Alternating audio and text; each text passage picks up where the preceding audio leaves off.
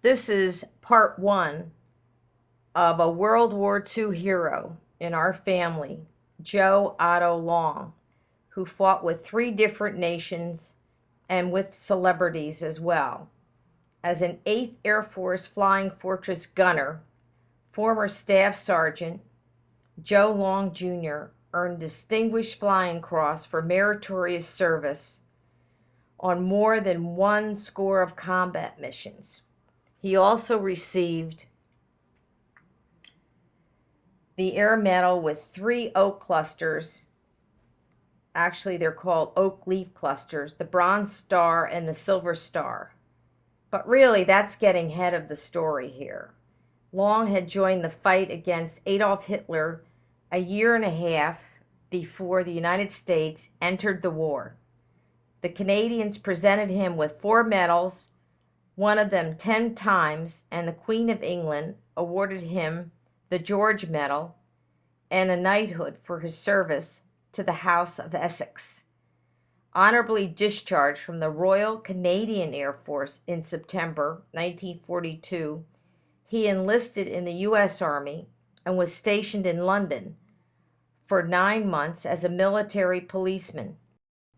2 weeks of that time he spent guarding the back end of the tunnel that housed General Dwight David Eisenhower and his staff.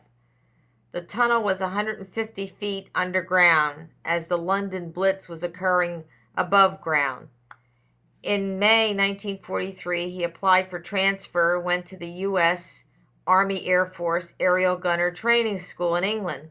He joined the 535th Bomb Group in August 1943 and was assigned to the Fighting Fortress crew as a ball turret gunner. He flew most of his 25 missions in the bomber called Chug-a-Lug, which was the lead ship of the formation. That, of course, was after Tinker Toy was shot. It was a Jinx plane, Long said. He goes on to say it had been used in Hollywood and then sold to the English, and the English gave it to us. The squadron commander, Major Ingerhut, named it after his niece. After that, any time the plane went up, it brought back a dead man. We never missed. And I liked that plane, he said. I was the only one who liked that plane. No one else wanted it.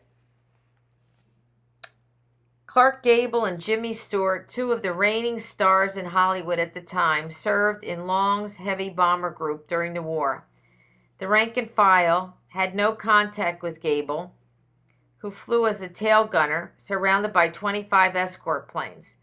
The only tail gunner with the rank and file first star general. He returned to Hollywood after only 5 missions. Lieutenant Stewart was another story. He enlisted and loved hanging out with the guys. His letters from Hollywood girls were delivered by mistake to another soldier named Stewart and shared with the pack. But he didn't mind, and when D-Day came, Jimmy Stewart made the push against the Germans. Long wasn't allowed to. By that time, Hitler had a $25,000 bond on his head. The orders were to shoot him because he already invaded German-controlled territory twice. One of the news articles of the day describes Joe as a guardian of English orphans. On Easter Sunday, 1941, a buddy suggested they go to church. They jumped the fence and were on their way when they saw a group of small children emerge from a forest, barefoot and naked, in a heavily land-mined area. The children were picking flowers that they tried to give the soldiers. Some were so young that they did not even know how to talk, and those who did talk could provide no information.